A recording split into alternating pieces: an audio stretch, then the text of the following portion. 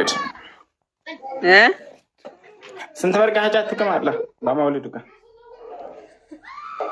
አንተ ስንት መላኪ አራቂ ተወጣለህ? ጦጣ ይናቃ እሺ ጥያቄ ለገድ አሰላሙ አለይኩም ወራህመቱላሂ ወበረካቱህ። ወአለይኩም ሰላም ወራህመቱላሂ ወበረካቱህ። እንዴት ነህ? ዳን አልሐምዱሊላህ። አሁን ያልሆነውን ቀልብ የጠለብ ልብስ ለብሶ መስራት እንዴት ይታያል? ችግር የለውም። ሱሪ እንዳይሆን ግን ሱሪ አይቻልም። ሱሪ ለሴቶች ክልክል ነው። የወንድ ሱሪ ነው። ሱሪ አይቻልም ማለት አጅነቢ ሰዎች በተለይ ባሉበት የማዳም ባልና ልክ እንዲሁ ለአቅመ አዳም የደረሱ ልጆች ባሉበት አካባቢ አይሆንም፣ አይቻልም። ሱሪ ለሴት ልጅ አይፈቅድም። ሸክራን ጀዛፈል እንደመጣበት መንገድ ያወራሁት ቀድሞ እየተሳደበ ስለነበር ነው። ኮሜንት ላይ አህባሽ ናቸው። አህባሽ እና ክርስቲያኖችን መለየት አልተቻለም። አንድ አይነት ሆኑ።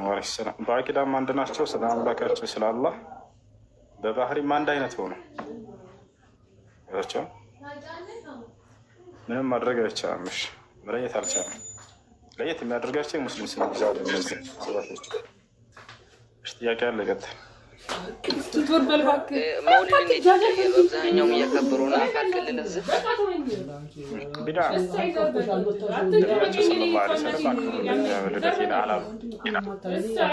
ሰሃቦችም ልክ እንዲሁ አላከበሩ። ነብዩ ሰለላሁ ዐለይሂ ወሰለም ለመውሊድ አላህ ሱብሓነሁ ወተዓላ መውሊድን አክብሯል። በሶስቱ ክፍለ ዘመናት በግና መልካም ክፍለ ዘመን ብለው ነብዩ ሰለላሁ ዐለይሂ ወሰለም ያወደሱ ክፍለ ዘመን በዚያን ጊዜ አያከብሩም ነበር።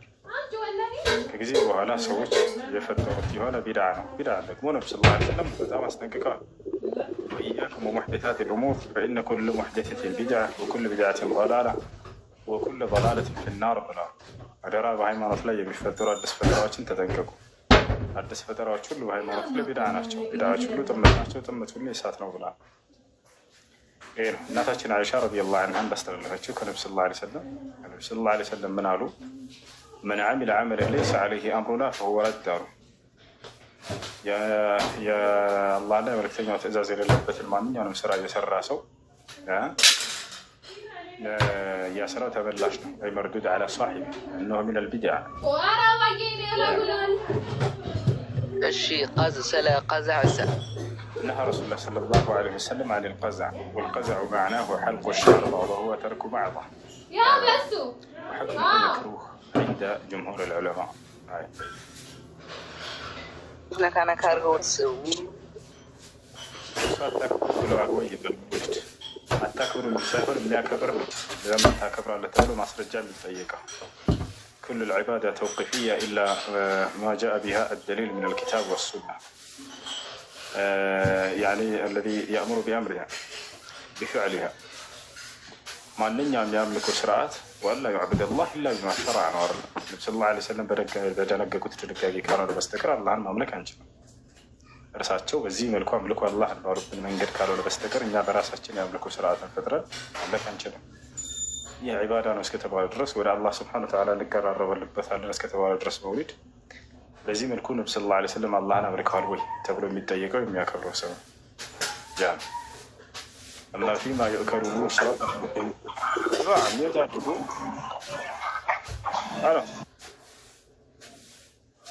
أشياء مبلغنا ميتة ملبس الأصل فيها يعني الحل ما لم يأتي الدليل بتحريمها مبلغ ميتة ملبس ونقر أصلاته مسارته حلال ነው ነገር የተፈቀደ ነው። ይሄ حرام ነው የሚል እስካልመጣ ድረስ በፈቃድ የሚበላ የሚጠጣ የሚለበስ አስላቸው መሰረታቸው በመሰረቱ حلال ነው። ይሄ حرام ነው የሚል እስካልመጣ ድረስ ለምሳሌ እንጀራ حرام ነው የሚል አለ ግን حلال ነው የሚል ማስረጃ ባይባል አስሉ መሰረቱ حلال ነው። الو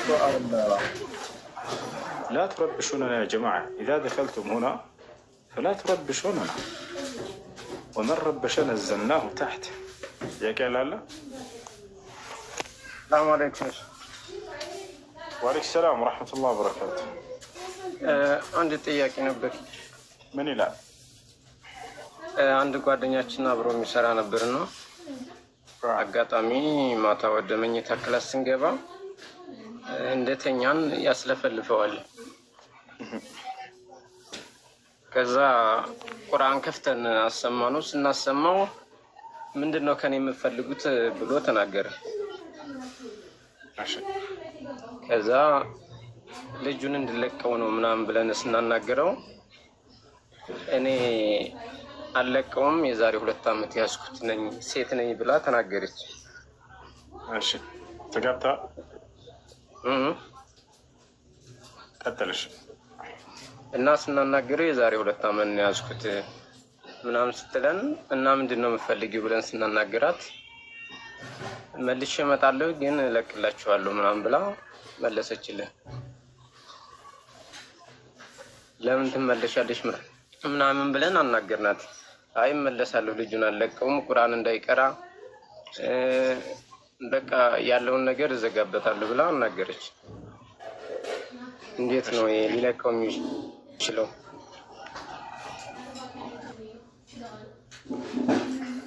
በተደጋጋሚ በመቅረት አስጨንቋት። ይሄ የሚሆነው እሱን ጅኗን በማስጨነቅ እንጂ ለስላሳ በመሆን አይደለም። አስታውሳለሁ ልጅ እያለን ከጅኖች ጋር በጣም እንትንላቸው ነበር፣ እየቀራን እንታገላቸው ነበር። ፈሪ ሰው በጣም ነው የሚጫወቱብህ። ጀግናና ቆራጥ ከሆነ በጣም ፈሪ ናቸው። አንዷን ልጅ እየቀራሁ እያለሁኝ አስታውሳለሁኝ እገላታለሁኝ አነቅያለሁ። ወላሂ እኔ ነኝ የምገላህ አንተ እሷን ሳገላት በፊት እንቅረው ማድረገህ ብዬ እንደዚህ እዛው ሰውነቷ ላይ ስትይዙት ለእሱ ይሰማዋል። ልጅ ነው አስጨንቁት። እሺ ተወው በቃ ትንከት ነው የሚለው። ዝም ብለህ ወደ ቤት ስትገባ ጊዜ አንዴ ቢላ ምናምን ያዝኩኝና ጅን ሊቀራባት ልጅቱ መታ ቤት ውስጥ አስገብተዋት ነው። ቢላውን ያዝኩኝና በሩን ክፍት አድርጌ ላርዳ ነው የመጣሁት። ይህ ያዩሃል፣ አንተ ማታያቸው ይጨንቃቸዋል፣ ይፈራሉ በጣም ገብተዋል። እዛው እየቀራህ ቆራጥ አይነት አቋም እንጂ ማሳየት ያለባችሁ አደራ ጅን እንዳትፈሩ። ከፈራኸው ጭውት ነው የሚልብ ጭውት ለምነህ አባብለህ ምናምን የምታስወጣው ከሆነ ዳግም ይመለሳል። ድጋሚ ድርሽ እንዳይል አንተን ሲያይ የሚሳቀቅና የሚፈራ መሆን አለበት። እንዳታመጡብኛን ሰው የምትባል መሆን አለብህ እንጂ ቁጭ ብላ እንትን ካባበላችሁት ምናምን ዳግም ይመለሳል፣ ይጫወትባችሁ። ጅን ቁራጥና ጀግና ሰው ይፈልጋል። ምንም አያመጣም፣ ደግሞ ምንም አያመጣም።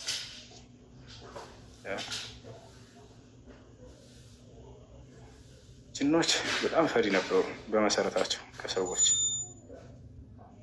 ሰው እንደሚፈራቸው ባዩ ጊዜ ነው በጣም ጀግና ያጫወታቸው። አላህ በቁርአን ላይ ይናገራል። ወአነሁ ካነ ሪጃል ሚነል ኢንስ የዑዙነ ቢሪጃል ሚነል ጅን ፈዛዱሁም ረሃቃ ይላል አላህ ሱረቱል ጅን ላይ። ሙሉ ማንነታቸውን የገለጸበት የሚገርመኝ የሆነ ወላሂ ምዕራፍ ነው ሱረቱል ጅን፣ የጅኖች ምዕራፍ። ጅን ማለት ረቂቅ የሆነ ፍጡር ነው። ልክ እንደ መልአክ ከእሳት የተፈጠሩ ፍጡሮች ናቸው። በጣም ኃይል አላቸው፣ በጣም ኃይል አላቸው። ግን በቃ ሰውን ይፈሩ ነበር። ከዛ በሰው ላይ እንዴት እንደወበሩና ጀግና እንዳጫወታቸው አላህ ታሪካቸውን ይገልጸዋል። ወአነሁ ካነ ሪጃሉ ሚነል ጅን ይላል። ከጅኖች የሆኑ ጭፍሮች ሰዎች ነበሩ አለ፣ ወይም አካሎች ነበሩ አለ። ከሰዎች የሆኑ እንትኖች ነበሩ፣ ጭፍሮች ነበሩ አለ፣ ወንዶች ነበሩ ከሰዎች የሆኑ የዑዙነ ቢሪጃል ሚነል ጅን ከጅን በሆነ አካል የሚጠበቁ አለ። ፈዛዱሁም ረሃቃ ፍራቻንም ጨመሩላቸው። ከዚያም በኋላ በደንብ ፈሯቸው። እንዴት ነው የሚጠበቁት ከተባለ ሰዎች በዚያን ዘመን በነብዩ ሰለላሁ ዐለይሂ ወሰለም ዘመን የነበሩ ከሃዲያኖች እና ከዚያ በፊት የነበሩ በክህደት ላይ ያለ ሰው ነው ከፍጥረታት በጣም ስለሚጨነቅና ስለሚፈራ ከፍጥረታት በታች ባሉ ነገራቶች ፍርሃት የሚሸበረው ፈጣሪውን የሚፈራማ ከዚያ በታች ማንንም አይፈራ። ከዚያ ምን ያደርጉ ነበር? ልክ የሆነ ጫካ ቦታ ሲሄዱ እዚህ አካባቢ ማንም የሌለበት ስፍራ ጋኔን ወይንም ጅኖች ይኖራሉ ብለው ስለሚያስቡ እዚህ አካባቢ ያለው የጅን አለቃና ዋና ሆይ በዚህ አካባቢ ከሚገኙ ከተንኮለኛ ጅኖችና ከሌሎች በአንተ እንጠበቃለን እባክህ ጠብቀን እያሉ ራሳቸውን በዛ በዋናው ማስጠበቅ ጀመሩ። እንዲጠብቋቸው መናገር ጀመሩ። እንዲህ ነኝ እንዴ ብሎ በሰዎች ላይ በቃ ጀግና ያጫወተውና በሰዎች ላይ የገባ እንዲጫወት የሆነው ከዚያ በኋላ ገባቸው። ወአነሁ ካነ ሪጃሉ ሚነል ኢንስ የዑዙነ ቢሪጃል ሚነል ጅኒ ፈዛደሁም ረሀቃ ማለት ይሄ ነው። ከዚያ በኋላ ፍራቻን ጨመሩላቸው። ስለዚህ ከአላህ ስብሐነሁ ወተዓላ ውጭ ሌላ ማንንም አትፈሩ። ከፈራችሁም አንድ አምላካችሁን ፈጣሪያችሁን ብቻ። ከዚህ ውጭ ያለ ማንኛውም ፍጡር ሊያስፈራቸው አይገባም። ሁሉም በዚያ በምትፈሩት በፈጣሪያችሁ ትእዛዝ ውስጥ ነው ያለው። ከእርሱ የሚያመልጥ ማንም የለም። ሙሳ ዓለይሂ ሰላም ወዐለላሂ ፈተወከሉ ኢን ኩንቱም ሙእሚኒን አላቸው ለህዝቦቹ። አማኞች እንደሆናችሁ በእርሱ በአምላካችሁ በአላህ ላይ ብቻ ተመኩ፣ ሌሎችን አትፍሯቸዋል። ፈርዖን እና ሰራዊቶቹ ሙሳንና እስራኤላውያኖችን እየተከተሏቸው ባሉበት ሰዓት ሙሳ እያስመለጣቸው ከግብፅ እየወሰዳቸው ባህሩ ከፊት ለፊታቸው ተጋረጠባቸው። ማለፊያ የለንም አሉ። በቃ ፈርዖንም ከኋላ ከሰራዊቶቹ ጋር ደረሰባቸው። በዚህ ጊዜ ምን እናድርግ ባሉት ጊዜ ወቃለ ሙሳ ያ ቀውም ህዝቦቼ ሆይ አላቸው፣ ኢንኩንቱም አመንቱም ቢላህ በአንድ አምላክ በአላህ አማኞች እንደሆናቸው አላቸው፣ ፈዐለይሂ ተወከሉ አላቸው፣ በእርሱ ላይ ተመኩ፣ አብሽሩ አትፍሯቸው ፈርዖንና ሰራዊቶችን አላቸው። ታዲያ ምን አሉ? ፈቃሉ ዐለላሂ ተወከልን አሉ። እነሆ በጌታችን በአላህ ላይ ብቻ እንግዲያውንስ ተመክተናል አሉ። ከዚያ ጸለዩ፣ ረበና ላ ተጅዐልና ፊትነተን ሊልቀውሚ ዛሊሚን አሉ። ጌታችን አላህ ሆይ ለእነዚህ ለበደለኛ ህዝቦች ለፈርዖንና ለሰራዊቶቹ ፈተና አታጋልጠን ብለው ጸለዩ። ወዲያውም ከአላህ ዘንድ መፍትሄ መጣላቸው። ወአውሐይና ኢላ ሙሳ አን እድሪብ ቢዐሳከ አልበሕር፣ ወደ ሙሳም ትእዛዜን አስተላለፍኩለት። ሙሳ ሆይ በያዝከው ብትር ባህሩን ምታው እንዳልኩት አለ። ፈንፈለቀ በመታው ጊዜ ባህሩ ተከፈለ። ፈካነ ኩሉ ፍርቅን ከጠውዲል ዐዚም፣ ያ የተከፈለው እያንዳንዱ ለሁለት ጋራ ሆኖ ደረቀ አለ። በቃ ለእኛ ልክ ሲመታው ጊዜ ሜዳው ተከፈለላቸው። ከዚያ በኋላ ይሄኛው የተከፈለው ውሃ በዚህ ጋራ ሆኖ ቀረ፣ ደረቀ። ወአዝለፍና ለአላህ ስብሐነሁ ወተዓላ፣ በዚያም አሳለፍኳቸዋል። ከዚያ ፈርዖንና ሰራዊቶቹ ከኋላ መጡ። ሲመጡ ጊዜ ባህሩ እንደተከፈለ ተወው አላህ ስብሐነሁ ወተዓላ። ሙሳ ዓለይሂ ሰላም ይባላል። እንዳይመጡበት እንዳያልፉ እንዳይደርሱበት በራሱ አመለካከት በራሱ ኢጅቲሃድ አደረገና መትቼው እንደተከፈለ ሁሉ ሳይደርሱብን ሳያልፉ ባህሩ ላይ ካለፉ በኋላ ማለት ነው ሙሳና ሰራዊቶቹ መትቼው ይዘጋል ብሎ አሰበ ይላሉ ወዳሞች። ከዛም ሊመታ ሲል ወትሩክል ባህረ ረህዋ አላህ ስብሐነሁ ወተዓላ፣ ሙሳ ሆይ ባህሩን እንዳለ ተወው አብሽር አለው። ቆይ ገና ነው እኔ ነኝ የምሰራው። ከዛ በኋላ ወትሩክል ባህር ረህወን፣ ሙሳ ሆይ ባህሩን እንዳለ ባለበት ሁኔታ ተወው አለው፣ እንደደረቀ ተወው። እነሁም ጁንዱን ሙግረቁን፣ እነርሱ ገና ከዚያ ከኋላ ያሉት ሰማጭ ሰራዊቶች ናቸውና አያሽዋር።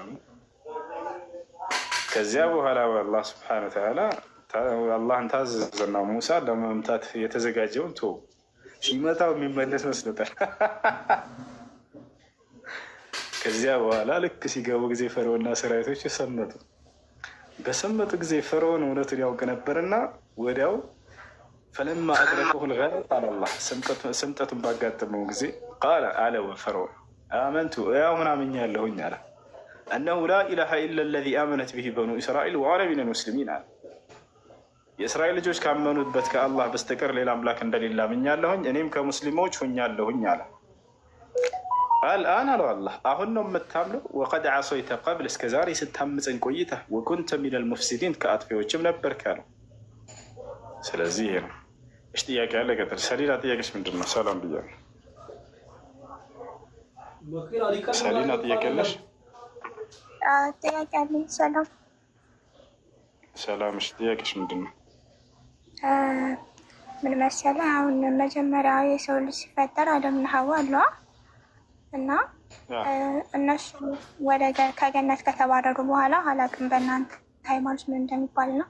ከገነት ከተባረሩ በኋላ የኛ ኢየሱስ ክርስቶስ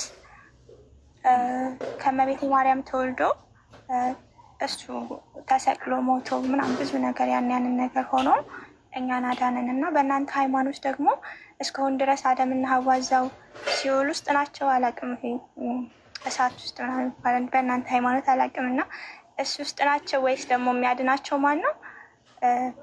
ወይስ ደግሞ በቃ ገብቷል? ጥያቄ ይመስለኛል። መርሐባሽ ገብተኛል። አደምና ሀዋ ባጭሩ ከሰማይ እንደወረዱ ውረዱ እንደተባሉ ልክ አላህ ስብሐነ ወተዓላ ሲያወርዳቸው ጊዜ ዳግም ወደ ገነት የሚመለሱበትን መንገድ አሳውቋቸውን ያወረዳቸው። ዝም ብሎ በከንቱ አላወረዳቸው። ቁልና ህቢጡ ሚንሃ ጀሚዓ አለ፣ በሉ ሁላችሁም ወደ ምድር ውረዱ አልኳቸው አለ። ከዚያም ቆይ አላቸውና ወዴት? ወደ ገነት የሚመለሱበትን መንገድ አሳውቃቸው። ፈኢማ የእትየነኩም ሚኒ ሁዳ ፈመን ተቢዐ ሁዳየ ፈላ ኸውፉን ዐለይሂም ወላ ሁም ያሕዘኑን አለ።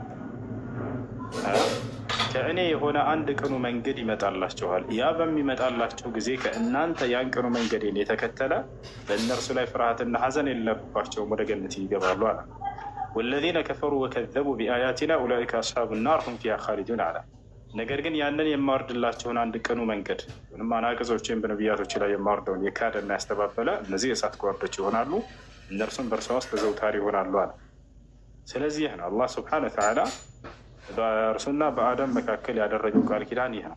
ያ ከእኔ የማወርድላቸው አንድ ቅኑ መንገድ ያለውም ኢስላምን ነው። የመጀመሪያው የአላህን ኪዳን ተቀባይ የሆነውም ኢስላምን ተቀባይ የሆነው አዳም ነው። አላህ የመጀመሪያው ነቢይ አድርጎ መረጠው። ስለዚህ በዚያ ህግና ስርዓት ላይ ናቸው እነሱ የቆዩት በምድር ላይ እና ወደ ጀነት ገቢ ናቸው። አደም ዓለይሂ ሰላም የመጀመሪያው ነቢይ ነው። ነቢያችን ሰለላሁ ዓለይሂ ወሰለም ሲናገሩ من هو سئل رسول الله صلى الله عليه وسلم أو قال حذيفة بن اليمان رضي الله عنه قلت للنبي صلى الله عليه وسلم من هو أول نبي في الأرض؟ فقال النبي صلى الله عليه وسلم آدم. فقلت أكان هو نبي؟ فقال نعم كان نبيا مكلما، أي كلمه الله سبحانه وتعالى بدون واسطة كما كلم موسى والنبي عليه الصلاة والسلام. حذيفة بن اليمان የተባሉ ታላቁ ሱሐባ ነብዩ ሰለላሁ ዐለይሂ ወሰለም ጠየቋቸዋል። አንቱ የአላህ መልእክተኛ ሆይ በዚች ምድር ላይ የመጀመሪያው የእስልምና ሃይማኖት አስተማሪ ነብይ ማን ነው ስላቸው አዳም ነው አሉ። እንዲህ እርሱ ነብይ ነበረን ስላቸው አሁን እዚያውም አላህ ያናገረው ነብይ ነው። አላህ በቀጥታ ለማንም ማልከከለኛ ያናገረው የሆነ ነብይ ነው እያሉ። ስለዚህ አደም ዓለይሂ ሰላም የመጀመሪያው የአምላክን ኪዳን ተቀብሎ በምድር ላይ ያስተማረ ነው። ወለቀድ አሂድና ኢላ አደም ሚን ቀብሊና ሙሐመድ ሆይ በእርግጥም ከዚህ በፊት ወደ አዳም ኪዳኔን አውርጃለሁ እያለ ይናገራል። ስለዚህ አደም ዓለይሂ ሰላም የመጀመሪያው ነቢይ ነው። ነቢያቶች ደግሞ ወዴት ናቸው? ወደ ጀነት ናቸው።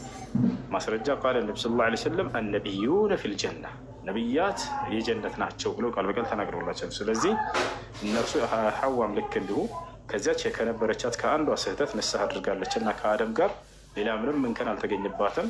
እርሷም ልክ እንዲሁ መዕዘውጅሃ ተኩኑ ፊል ጀና ቢኢዝኒላህ ዐዘ ወጀል። ስለዚህ ይህን ይመስላል። ወደ እናንተ ስንመጣ ግን አዳምን ሲያወርደው ጊዜ አምላክ ወደ ምድር ከልጅ ልጅህ ተወልጄ እገደልልሃለሁ፣ እሰቅልልሃለሁ ስለ ኃጢአትህ ከዚያ በዚያ ትድናለህ ነው ያለው የሚለው የክርስትና መሰረት ነው። ነገር ግን እንደዚያ የሚል መጽሐፍ ቅዱስ ላይ አንድ ቦታ ላይ የለም። አንድ ቦታ ላይ መጽሐፍ ቅዱስ ላይ ከልጅ ልጅህ ተወልጄ አድንሃለሁ ብሎታል ለአዳም የሚለው ጥቅስ የለም፣ ውሸት ነው። ከኦሪት ዘፍጥረት እስከ ራዕይ ድረስ የለም። ሰሊና የክርስትና እምነት መሰረት የቆመውን በዚህ ላይ ነው። አዳም አምላክ ከዚያ በኋላ ኃጢአትን ሰራ፣ ከዚያ ከልጅ ልጅህ ተወልጄ አድንሃለሁ አለው። ከዚያም አምላክ ስጋ ለብሶ የመምጣቱ ሚስጥር ለዚህ ያንን ዓላማ ለመፈጸም ነው፣ ቃል ስለገባለት ይባላል። ይሄ የክርስትና መሰረት ሆኖ ሳለ ነገር ግን ማስረጃ የለም። መጽሐፍ ቅዱስ እና የለም። ኢየሱስ ክርስቶስም ልክ እንዲሁ በመጣ ጊዜ አንድ ቦታ ላይ ይህን አላስተማሩም። ይወሳቸዋል። አንዲት ቦታ ላይ ኢየሱስ ክርስቶስ ስለ አዳም አላወራም። አዳም የሰራውንም ኃጢአት ሲጀምር አላወራም። አዳም በሰራው ኃጢአት ምክንያትም እናንተ የኃጢአት ውርሰት ስላለባቸው የእርሱ ልጆች ስለሆናቸው አላለም። ይህን ሁሉ ማን ነው ያለው ከተባለ ይህም ሁለተኛ ነገርኩሽን ጳውሎስ ነው ያለው። ስለዚህ ይህንን የክርስትናን መሰረት ጳውሎስ ነው እና ያስተማረው። የክርስትና መስራች ጳውሎስ ነው የምንለው ለዚህ ኢየሱስ ክርስቶስ በፍጹም አያውቀው ይህንን ትምህርት። በአንዱ ኃጢአት ምክንያት ወደ ዓለም ኃጢአት ገብተዋልና በአዳም ምክንያት እያለ ያስተማረው ጳውሎስ ነው። ኢየሱስ እንደዚህ ያስተምሯል ወይ? አላስተማረም። ሲጀምር ኢየሱስ ክርስቶስ በምድር ላይ ሲያስተምር አዳም የሚለውን ስሙን ራሱን አነሳ። አንድ ቦታ ላይ እንዳላነሳ ታውቃላችሁ። ጤና አዳም የሚል አለ። ጤና አዳም የሚል አለ ኢየሱስ ከተናገረ። አዳም የሚል ግን በፍጹም የለም። አዳም የሰራውን ኃጢአት በፍጹም አላወሳውም። ገብታችኋል? በአዳም ኃጢአት ምክንያት በእናንተ ላይ ኃጢአት ተላልፎባችኋል ወይም የኃጢአት ውርሰት አለባችሁ የለም አላለም በህዝብ። ይሄ ነው እና ይህን ያስመሰለኝ ነው። በቃ እየሰደበሽ ቤተሰብ እያስቸገረ ጠላሽ። በቃ መጨረሻ ላይ አስተካክለዋለሁ እንዴ መክረዋለሁ፣ ዘክረዋለሁ፣ ጸበል ወስደዋለሁ፣ አስጠምቀዋለሁ። ኧረ ቆይ እንደዚህ አይነቱ ላይሆን ይችላል። ተይ ሁሉም ወንድ አንድ አይነት አይደለም። ምን አለ መሰለሽ ማቴዎስ ወንጌል ምዕራፍ 8:19 ላይ እኔ ግን እላችኋለሁ አለ ኢየሱስ ያለ ዝሙት ምክንያት ሚስቱን ፈቶ ሌላኛይቱን የሚያገባ ሁሉ ያመነዝራል። መስፈርቱ ኦንሊ መስፈርት ዝሙት መስራት ነው። አንድ ሰው ዝሙት ካልሰራ በአንቺ ላይ ካልማገጠ በቀር መፋታት አይቻልም። ቢደበደብሽም ቢቀጠቅጥሽም ሰፈር ለሰፈር እንደፈለገ ቢያደርግ እሺ። አሁን ይሄ እሱ ደግሞ ፈልጎ ፈታሽ አልፈልግም ብሎ ማለት ነው። የተፈታቸውንም የሚያገባ ያመነዝራል አላቸው። እሺ አሁን የተፈታች የሚያገባ እንዴት ነው የሚያመነዝረው? ስለዚህ ማለት ነው ሄጄ አሁን ሰካራም ከሆነ ምናምን ለጆርዲ እነግራታለሁ። ጆርዲ ምን ታደርጓለች? ከሆነ ለጆርዲ አይ ቁም ነገር እኮ ያኔ ቁም ነገር እናውራ። ቁም ነገር ሲሪየስ። እኔ ጥያቄ አንቺ አሁን በቃ አልፈታውም አልሻ። እሺ አሁን ደግሞ ሌላ ደግሞ አለ። ሌላኛው ምንድን ነው የተፈታችው? እሱ ደግሞ አልፈልግም ብሎ ፈታሽ። በቃ አይ ዶንት ኬር ብሎ ፈታሽ። አሁን አችኛዋ የተፈታችውን የሚያገባ ያመነዝራል። የተፈታች ሴትን ማግባት ማመንዘር ነው እንዴ? ቆማት ይቀር ይሄው እንጃ እንዴ። ጥሩ ጥያቄ። ይሄው የተፈታቸውንም የሚያገባ ያመነዝራል። ኦኬ ቆማ ትቅር ነው እቺ ሴት ምንድነው መፍትሄዋ? እኔ እኮ ግራ ገባኝ። እኔ እኮ ወይ ከኛ እፎይ ጋር ምናምን ብታወራ አይሻልም? ዘይን ነገር እኔ እኮ ያወቅኩት አይደለም። አይ እነሱ ደፍረው ከኔ ጋር ያወሩማ ችግሩስ እኮ ነው ያኔትዬ። እንዴት? ኧረ በጭራሽ አይመጡም እኔ ጋር ጭራሽ። አሁን እኔ ከጥያቄ ቁም ነገር ነው የምልሽ እኮ አሁን እንዴት አንድ ሰው የተፈታችን ሴት ማግባት እንዴት አመንዝራነት ይባላል? አታገቢም በቃ ቆመሽ ነው መቀሪው ማለት ነው ሊትራሊ። ይሄ እኮ ምንድነው ይሄ መፋታትና ለየብቻ እንዳይሆን መጽሐፍ ቅዱስ ላይ ያለው ማለት ነው። ለየብቻ ባልን ሰው የሆነ ሰው ትዳሩን እንትን ብሎ አስተካክሎ እንዲኖር ነው የተጻፈው እንጂ ተፋታ ሌላ ሰው ጋር ሂዳ ታመነዝራለች የሚለው አይደለም። ዝሙት ትፈጽማለች ሴት እሷ ተፈታ ሌላ አንቺ ምን የምታውቂው ነገር የለም። ይኸውልሽ የያኔት ጓደኛ አንቺ እዛ ጋ ያለ ወይ እህቷን ብትሆኝ ትቻለሽ። አሩ ነው ጥያቄው እሱ አይደለም። ጥያቄው መጀመሪያ ምን አለ? ያለ ዝሙት ምክንያት ሚስቱን የሚፈታ ሌላኛይቱን የሚያገባ ያመነዝራል አለ። የመጀመሪያው አንድ ሰው መፋታት በእናንተ አራት ማግባት የሚፈቀደው ለምንድን ነው? እሱ መልስልሻለሁ። አንዴ ቆይ ይሄንን ጥያቄ ቁም ነገር መልስልሻለሁ። እሺ አሁን ጥያቄው ያለ ዝሙት ምክንያት አንድ ሰው ማንንም አይነት በምንም አይነት ሌላ ምክንያት ሊፈታ አይችልም። እሺ ሌላ ምክንያት የለም። የወንዱ ልጅ እንዴ አልጋ ላይ ካልተስማማችሁ እንዴት ነው የምትሆኑት? እንዴ እሱ እኮ ከባድ እኮ ነው። አልጋ ላይ ማተስማሚ ከሆነ እንዴት ነው የምትሆኑት? ንገሪኝ። መፋታት ኃጢአት ነው። በቃ ቺት ካላደረገ መፋታት ኃጢአት ነው። እግዚአብሔር እና ታዲያ በፍቅር መኖር ነው። አንዱ ለአንዱ አልጋ ላይ ማተስማሙ ከሆነ ትኖሪያለሽ? እርግጠኛ ነሽ? ኢብራሂም ኢብራሂም እኖራለሁ። ምክንያቱም እሺ ጥሩ ኖርሽ ያስተማረን ፍቅር ነው። በቃ ኖርሽ። እሺ ጥሩ። አረ በጣም ትኖሪ የለ እንዴ ኖርሽ። እሺ አሁን እሱ በጣም ትኖሪዋለን እናውቀዋለን እኮ። ከዛ አሁን ግን አሁን ችግሩ እሷ እሺ ስልችት ብሎት እሱ ደግሞ ጠልቶሽ ፈታሽ። አሁን ያቺ ፈታሽ የተፈታችዋን የሚያገባ ያመነዝራል አለ። እሺ አሁን እቺ የተፈታችዋን ሴት የሚያገባ ለምንድን ነው ያመነዘረ የሚባለው? ወይ በጣም ከባድ ጥያቄ እኮ ነው። እንዴት ሊሆን ይችላል? እውነት እኔ አላውቅም። እፎይ ሊመልሰው ይችላል፣ ወይም ደግሞ ሌሎች አሉ ብዙም ሊመልሱ። ማንም ሊመልሰው አይችልም። እሺ አሁን ሌላ ስማ ኢብራሂም፣ ወይ አንተ እናንተ ጋር ለምንድን ነው አራት ማግባት የተፈቀደው? በጣም ጥሩ። ለምን እንደሆነ ላሳይሽ። እሺ ላሳይሽ። አንድ በላይም እኮ ማንኛውም ሰው ዝሙት ነው። ኧረ ተይ እንደዛ አትበይ። መጽሐፉ እንዳለ ከአንድ በላይ ነው። ለምሳሌ አንድ ላሳይሽ። እሺ አንድ ለምሳሌ ብዙ ሚስት። እሺ አንዴ ሚስት ድርን ድርን ድርን ትላለህ። ከዛ እሺ አሁን ለምሳሌ ተመልከች፣ እነዚህ ሁሉ እነማን እንደሆኑ ላሳይሽ። እሺ እነዚህ ሁሉ አሁን ከአንድ በላይ ያገቡ ሰዎች ለምሳሌ ያዕቆብ ዘፍጥረት 31 ላይ ያዕቆብም ተነሳ ልጆቹንና ሚስቶቹንም በግመሎቹ ላይ አስቀመጠ። ያዕቆብ ሚስቶች ነበሩት። ያዥልኝ አንድ። ሁለተኛ ጌዲዮን መጽሐፈ መሳፍንት ምዕራፍ 8 ቁጥር 30 ለጌዲዮንም ብዙ ሚስቶች ነበሩት። ብዙ አንድ አይደለም። እልቅና እያለ ይቀጥልና ዳዊት እግዚአብሔር ነው የሰጠው። ጭራሽ ለዳዊት ደግሞ መጽሐፈ ነገሥት ምዕራፍ 11 ቁጥር ስንት ላይ መሰለሽ? ቁጥር 8 አካባቢ ላይ ማለት ነው። ተግባባን? ምን እያለ ይናገራል? ያው እዚህ ጋር ዳዊትን በኢየሩሳሌም ሚስቶችን ጨምሮ ሌሎች ወንዶችና ሴቶች ልጆችን ወለደ አለ። አየሽ፣ ሚስቶች ነበሩ ዳዊት። ኦኬ እኔ እንዳውም በጣም ከበድ ያለውን ልስጥሽ። ከበድ ያለውን በጣም በሚገርም ሁኔታ ሰለሞን 1000 ሚስት እንዳለው ታውቂያለሽ? በጣም የሚገርም 700 ሚስት። አዲስ ኪዳን ይለያያል እንዴ? በብሉይ ኪዳን እግዚአብሔር ተሳስቷል እንዴ? እኔ ያው ስለማላውቅ ነው መጫወቻ ያደረከኝ። አይ በብሉይ ኪዳን እግዚአብሔር ተሳስቶ ከነበረ አሁን ተጸጽቷል ልትይኝ ነው? እንደዛ ሊሆን ነው። አንተ እኔ ስለማላውቅ ከኔ ላይ አሁን በደንብ ልታወራ ትችላለህ። አላውቅም ግን ነፎይ ምናምን ብትሞክራቸው ጥሩ ነበረ ብዬ አስባለሁ። ወይ ደግሞ ከኔ አሉ። ኧረ ይፈራል። እኔ አይኔም ማየት ነው እንኳን ለራሱ ሲል ለአንቺ ምናምን ብሎ ሳይሆን ለራሱ ላለመዋረድ ሲል አይመጣም እኔ ጋ። ምክንያቱም ይዋረዳል እኔ ጋ ከመጣ። ጠይቀው ታውቃለህ? ለምንድን ነው የሚዋረደው? ልክ ነው ቁርአኑ እናንተ ጋር ልክ ነው? ይሄ በጭራሽ አንድም ነገር እውነት አውርቶ አያውቅም አንድም ቀን ማለት ነው። እኔ ጋ አንቺ እስቲ ያው እኔ ጋ 1300 ሰው አለ። እዚህ 1300 ሰው ፊት መጥቶ እኔ ጋ የሚወያይ ከሆነ ያው ጥሪ አቅርቢለት። ይኸው ይሄ ልጅ እንዲህ እያለ ነው በይና ነገር ውስጥ። ኧረ በእናትህ በጣም ነው የሚናገረው። እሱም ቢያይልም እንትናን እንኳን አናግሮት ሄደ እንዲ ጎበዙን ሰውዬ ተብሎ በእናንተ እኮ እኔ ያናግረኝ እኮ ነው የምልሽ። እኔ እስኪ አሁን አቅም አለው ወይ ነው አሁን ሲጀመር እኔ ሊጌ አይደለም ጨፍ ጋር ማውራት። ኤኒዌይስ ያኔ አሁን ሊጌ አይደለም የኔ ሊጉ ሌላ ነው። እሱ አሁን የሆነ ገብቶሻል። እና አሁን እስኪ ላውራሽ ቀለል አድርገን እኔ እና አንቺ እናውራ። አሁን ተይው እሱን እኔ እና አንቺ እናውራ። ቁም ነገር ግን አሁን ጥያቄ እስቲ ያበረታቱን ጌም ጀምር ነው ያኔት አምላክ ፍትሃዊ ነው አይደለ?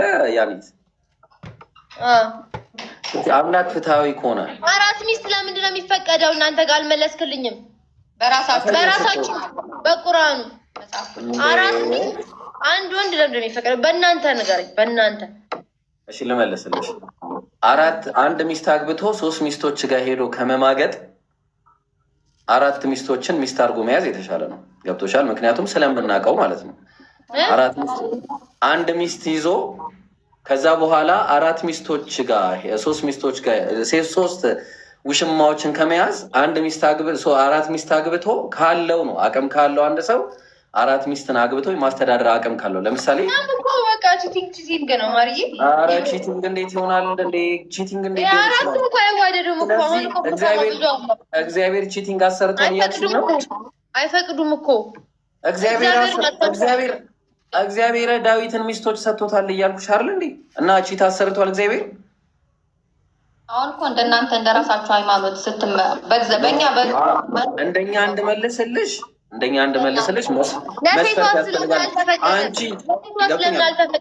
ለሴቷ ስለምን አልተፈቀደም? 4 እንድታጋባ እኮ ለእግዚአብሔር ለሴት ስለምን አልፈቀደም? ደብል ስታንዳርድ እኮ ነው ጥያቄው።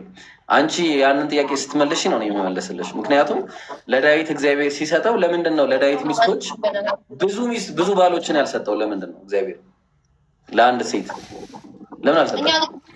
ከአንድ ሚስት ወይም ከአንድ ባል በላይ አይፈቀድም። አዩ ኪሪኝ ይኸው የጌታን ሰጠዋል እግዚአብሔር የሰጠው። ቆይ እግዚአብሔር የሰጠው ላሳይሽ። እፎይ አውርተሃል አላወራህም? ከዚህ በፊት አውርተሃል? አዎ አንድ ጊዜ እባክሽ ያኔት አሁን የሌለ ሰው የሞተ ሰው አታንሺ እባክሽ። ሊሞት አይችልም። አሁን ፖለቲካ ውስጥ አታስገባል። ለምንድን ነው የሚሞተው? የተረሳ ሰው ማለት ነው። እሺ የተረሳ የሞተ ማለት ነው። እሺ አሁን ምን አለ? እሺ አንዴ እናውራ እዚህ ጋር የጌታንም ቤት ሰጠ የጌታህንም ሚስቶች በብብት ጣልኩልህ አለው እግዚአብሔር። ልብ አድርጊ፣ የሰው ሚስት ነው አምጥቶ የሰጠው ራሱ እግዚአብሔር። የጌታህንም ቅጣቱን አግኝቷል እኮ አይደለ? አረ እግዚአብሔር ነው ሚስት የሰጠው እዚህ ጋር። እስቲ አይነስን አሰብ ያኔት እስቲ አንብቢ ምን ይላል መጽሐፉን አንብቢ። አንዴ ጥያቄ ልጠይቅ ኢብራሂም፣ ከመጠየቅሽ በፊት እስቲ የእግዚአብሔርን ቃል እስቲ የእግዚአብሔርን ቃል ትመሩት ኢብራሂም አንዴ መልስልንማ። በእናንተ መጽሐፍ አይደለም የምንመራው፣ ግን ምን መሰለሽ ይህን ጥያቄ ስትጠይቂ፣ ቆይ አኔትዬ ይህን ጥያቄ ስትጠይቂ ኤቲስት ሆነሽ ጠይቂኝ። ወይ ሰጥቶናል ንስሐችን ተአጥበላው አንዴ አረች ልጅ ይኸውልሽ፣ እንዲህ አይነት ጥያቄ አንድ ሰው ሲጠይቅ ወይ ኤቲስት ነኝ በይ መጀመሪያ። ኤቲስት ነኝ በቃ እንደ ኤቲስት መለስ። ምክንያቱም አንቺ ጋር ያለን ነገር እኔ እንዴት ትጠይቅኛለሽ? ለምሳሌ እንዴት የሆነ ነገር ልፈልግ እስቲ ለምሳሌ ከአንዳችሁ ግን ደግሞ ትጣሉብኛላችሁ በኋላ። እሺ አሁን እንዴት ሴት ሆንሽ ብዬ ብጠይቅ እንዴት ሴት ትሆኛለሽ አንቺ ብለሽ ጓደኛሽን ብጠይቅ እፎየት ነው ያለው። እሺ ኧረ በልሽ የለም እሱ የተረሳ ሰው ነው። እኛ ቤት ጭራሽ ደፍሮ የማይመጣ ሰው ነው። አሁን እየመጡ ያሉ ሰዎች በቃ ሰው ተስማምቶ እንዳይኖር ጥላቻ እንዲያድር ነው እየመጡ ያሉት እንጂ እያደረገ ያለው እፎይ እንደዛ እያደረገ ነው። ትክክል ነሽ። እና ምን ይላል እኮ እንደዛ እያደረገ ነው እኮ ነው የሚሉሽ። አላየሽውም? አንብቢው። እንደዛ ነው የሚሉት። አሁን አዳምጪኛ እንዴ። የጌታንም ሚስቶች በብብት ጣልኩልህ አለ እግዚአብሔር። ማን የሰጠው ይሄንን? ሚስቶቹን ማን ሰጠው ይላል? የጌታንም ሚስቶች በብብት ጣልኩልህ አለ ያው እግዚአብሔር። አየሽው? በቃ ይሄንን ልተውልሽ። እንደውም እሺ ቀለል አድርጌ እግዚአብሔር ፍትሃዊ ከሆነ እስቲ እንደው እንደ ሴት ሳይሆን እንደ ሰው መልሱልኝ። እኔ በቃ ከዚህ በኋላ አልጠይቅሽም። እንደውም ያው ዘሌዋውያን ምዕራፍ 20 ቁጥር 16 እንደው ይሄን መልሱልኝ። በቃ እግዚአብሔር ሙሴን እንዲህ ብሎ ተናገረው አለ። በደንብ አዳምጡ። ለአሮን እንዲህ ብለህ ንገረው ከዘርህ በትውልዳቸው ነውር ያለበት ሁሉ የአምላኩን እንጀራ ያቀርብ ዘንድ አይቅረብ አለ። እነዚህ እኔ ቤት እንዳይመጡ አለ እግዚአብሔር። እነማ? እነ እውር፣ አንካሳ፣ አፍንጫ ደፍታታ፣ ተርፍ አካል ያለው፣ እግረ ሰባራ፣ እጀ ሰባራ፣ ጎባጣ፣ ድንክ፣ አይነ መጭማጫ፣ እከካም፣ ቋቁቻም፣ ጃንደረባ፣ ነውረኛ ሁሉ አይቅረባል። ማንቦል ለመንፈስ ቅዱስ አሁን እፎይን ለመተካት የሚደረገው ነገር ነው እየታየኝ ያለው። እናቱ መጽሐፉ የሚለውን ነው እያነበብኩልሽ ያለው። ኢብራሂም ምን መሰለህ ይሄ ያስማትባል፣ የአምላክ ቃል ያስማትባል። አይደለም እኔ አሁን እውቀቱ ስለሌለኝ ነው እንደዚህ የጠየከኝም ያለው። ኖ ዌይ ከማን እንዴት አምላክ ፍትሃዊ ከሆነ ያኔት ቀለል አድርገን ለምን አናወራም? አምላክ ፍትሃዊ ከሆነ እውር እኔ ቤት እንዴት አይምጣ ይላል? This is my question። እሺ አንተ ያንተ አይልም ኢየሱስ ክርስቶስ ለኛ ፍቅርን ያስተማረ ነው። አንድ ነገር በቃ ከሚችል ሰው ጋር አውራ። አንዴ ከሚችል ሰው ጋር አውራ። ያው ይጠይቅ። እስቲ ልጠይቀው። እሺ ከመለሰልኝ ልጠይቀው። አቤል ሰላም ብያለሁ። እውር ለምንድን ነው የማይገባው?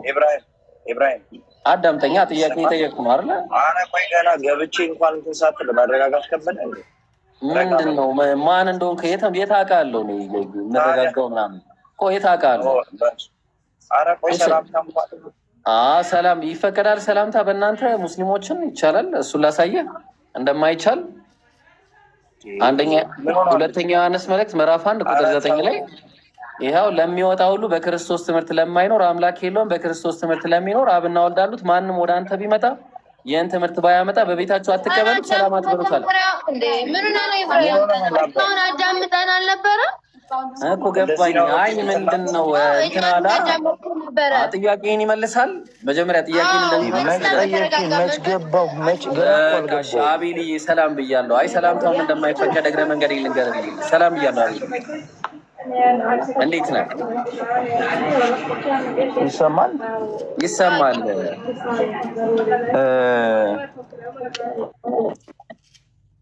እሺ ይሰማል? አረ እየሰማሁ ነው። አሁን እሺ አንተም የምታደርገው ለምን ነው የምትማረገው? I'm asking you a question and you got to answer the question, right? ስለዚህ መልስ፣ ጥያቄው መልስ። አየው አሁን እንደዚህ በመጀመሪያ ጥያቄውን መልስላቸው ለልጆቹ። ይኸውልህ ስማ፣ መልስላቸው ጥያቄ ሆነ። ኧረ ባኔ አባ በአንዴ ዝም በል እኮ ጥያቄው መልሰው። አንተ ዝም ማለታችን እኮ ለምሮ ሚውት አድርግ የምትለኝ ለምሮ ሚውት ማድረግ ዝም በል እሺ፣ ዝም በል እኮ በኢየሱስ። እሺ ይኸውልሽ በመጀመሪያ አሁን ምን ይደረጋል መሰለሽ? ይኸውልሽ እኔ ኦርቶዶክስ ነኝ። ሁሉም የየራሱ የሆነ አመለካከት አለው። አረ ብራዘር ጥያቄው መልስ ወይ ሌላ ቦታ ሊድ ነው። በቃ ማትችል ከሆነ አትችልም። በቃ አይችልም እኮ መልስ በለዋ። መጀመሪያ ስማ፣ ጥያቄው መልስ በይዋ። ጥያቄ እኔ እኮ መልስ ነው የምፈልገው።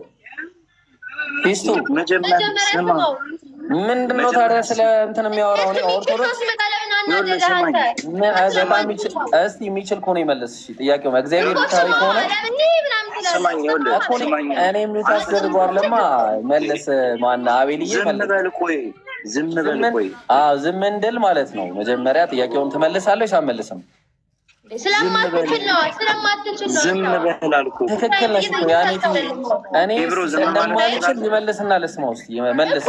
ዝም ማለት እሱንም እንስማ ያንተንም እንስማ ኢብራሂም። እሺ ያው በቃ አሁን ኦርቶዶክስ ምናምን እንዳይል ቀጥታ ወደ መልሱ ይግባ። አንተ ምን አገባህና ነው? እኔ አንተም ራስህ እስልምና ብለህ ትገባለህ። ጥላቻ ነው እንደ የገባኸው አንተ ለምንድን ነው? ሲጀመር ይኸውልሽ አንድ ነገር ልንገርሽ። ይኸውልሽ ያኑ እንዲህ አይነት ሰዎች ክፉ ነው የሚያናግሩት እንጂ ምንም እንትን አለ። እኔ አሁን በቃ ምን ፐርሰናል አታክ መሐመድ እንደዚህ ያደረገ ፐርሰናል አታክ አቁምና መልስ መልስ ብራዘር። ፐርሰናል አይደለም ፐርሰናል እና ታዲያ ስለኔ ፐርሰናል አታክ ምንድን ነው? ፐርሰናል የምታደርገው ዝም በል አልኩህ እኮ። አንተ የበታችነት ስሜት ይሰማህ እንዴ? አይ እኔ እንኳን የበታችነት ስሜትም ይሰማው ፐርሰናል አታክ የሚያደርግ ሰው ነው። ስለዚህ አሁን ወደ መልሱ ግባ። እንዳንተ አይነት ሌሎች ሙስሊሞችን እያሰደበ ነው ያለው። እኔ አሁን ስለ ነብዩ መሐመድ እንደዚህ አይደብርም? መልስ ሌሎች ሙስሊምና በቃ መልስ የለም። በቃ ያው ክርስትና መልስ እንደሌለው አይተናል። እናመሰግናለን። ያኔትዬ መልካም ጊዜ ይሆንልሽ። እሺ በቃ አሁን ደግሞ ሌላ ሰው እንፈልጋለን ማለት ነው። መልስ ነው እኛ የምንፈልገው መልስ ነው። ይኸውላችሁ ስለ እኔ አካሄድ ምናምን የምትነግሩኝ ሙስሊሞች ካላችሁ ሚዩት ብሎክ ነው ማድረጋችሁ። እሺ አካሄድ ምናምን አትንገሩኝ። እንዴት እንደሚሄድ እኔ አውቃለሁ። እሺ አካሄድ ምናምን አትንገሩኝ። እሺ ከታች ብሎክ ሚዩት ምናምን የጣፈጣችሁ ካላችሁ ቅድም አሁን የሆነች ልጅ አለች አድርጌሻለሁ። ኦኬ አርፈሽ ተቀመጭ። አካሄድ ምናምን አትንገሩኝ። እሺ እሺ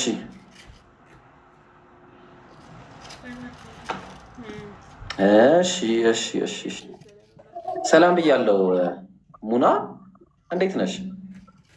ሰላም እንዴት ነህ? ደህና ነኝ። የቦሌ ልጅ ነሽ ትላለህ። አነጋገርሽ እንደዛ ነው የሚመስለው። አይደለም። አረ ለጨዋታ ነው። እንዲህ ደግሞ እንትን እንዳትቆረጭሚብኝ። ሰሚ እኔ ጥያቄ ነበረኝ። ምን ነበር ጥያቄ? እንትን አንድ ሰው ከሴት ቸርነት የወንድ ንፍገት ይሻላል ብሎ ቢናገር ትክክል ነው ብለሽ ታስቢያለሽ? ምንድን? ከሴት ቸርነት የወንድ ንፍገት ይሻላል ብሎ ቢናገር አንድ ሰው ትክክል ነው? ለምን እንደዚህ መጠየቅ ፈለግ? ጥያቄ እኮ ነው፣ ቀላል ነው። ትክክል ነው ወይስ አይደለም? ከሴት ቸርነት የወንድ ንፍገት ይሻላል? እንዴት ነው? ተስማሚያለሽ በዚህ?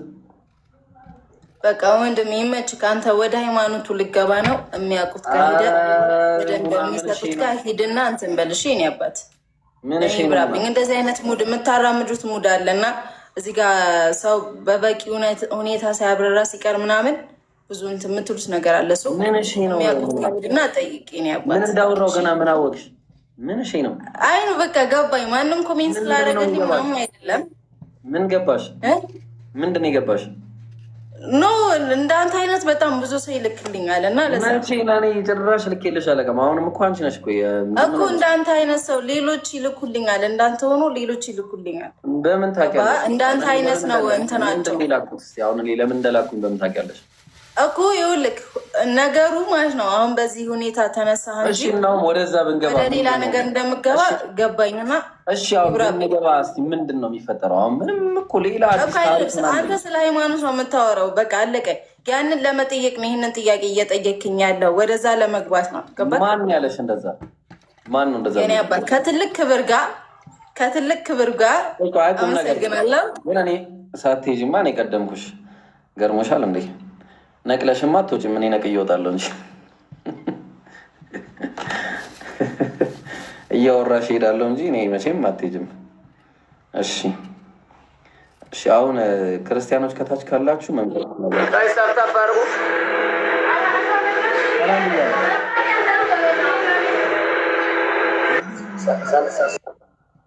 ክርስቲያኖች ከታች አላችሁ፣ መግባት ትፈልጋላችሁ፣ ማውራት ትፈልጋላችሁ፣ ውይይት ምናምን ትፈልጋላችሁ።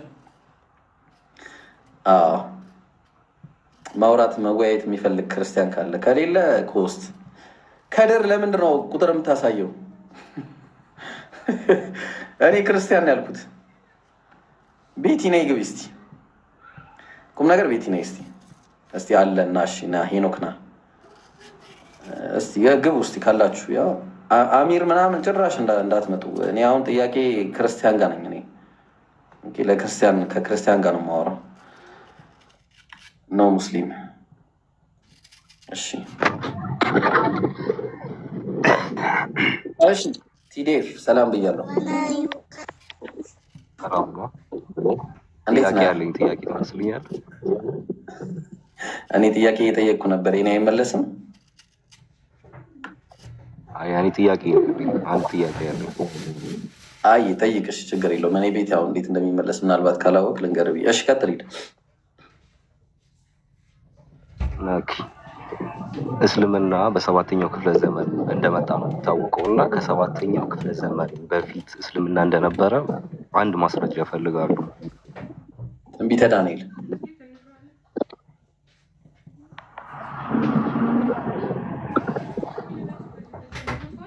ሰማኝ። ምን አልክ? ትንቢተ ዳንኤል ምዕራፍ 2፣ ትንቢተ ዳንኤል ምዕራፍ 7፣ ኢሳያስ ምዕራፍ 9 ቁጥር 6። እነዚህ ሁሉ አቤት አይ ማልቀበለው ይሄ አሁን የነገርኩ ፓርቶች የምቀበላቸው ናቸው ነው። እሱ ማስረጃ መሆን አይችልም። ስለዚህ የክርስትና መጽሐፎች ለአንተ ማስረጃ አይደሉም ማለት ነው። የእስልምናን እምነት ኦርቶዶክስ ወይ የክርስትና መጽሐፍቶች ማስረጃ ሆኖ መቅረብ አይችሉም። ይችላሉ። ኦኬ። ምክንያቱም ማስረጃ፣ ስለዚህ በቃ ትክክል አይደሉም ማለት ነው።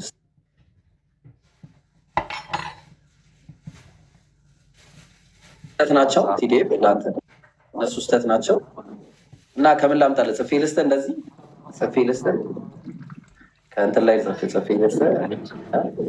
እንደማታምጠው ብቻ በቂ ነው። በቃ እሺ። እኔ ደግሞ ጥያቄ ልጠይቅህ።